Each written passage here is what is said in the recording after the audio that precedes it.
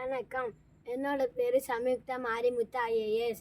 நானே இந்த டிவியை வரைஞ்சி உங்களுக்காக ரெடி பண்ணி டிராயிங்கோட ஒரு ஸ்டோரி சொல்ல போகிறேன்.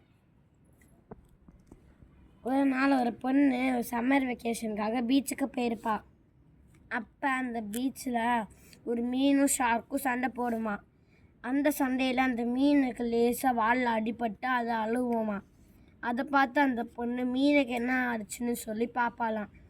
அந்த மீனுக்கு லேசாக வாலில் அடிபட்டுருக்கதை பார்த்து பேண்டேஜ் ஒட்டி விடுவாளாம். அந்த மீன் அந்த பொண்ணுக்கு தேங்க்யூ சொல்லிட்டு அந்த இடத்த விட்டு போயிடுமா. கொஞ்ச நேரம் கழிச்சு அந்த பொண்ணை ஒரு ஷார்க் கடிக்கிறதுக்காக வருமா.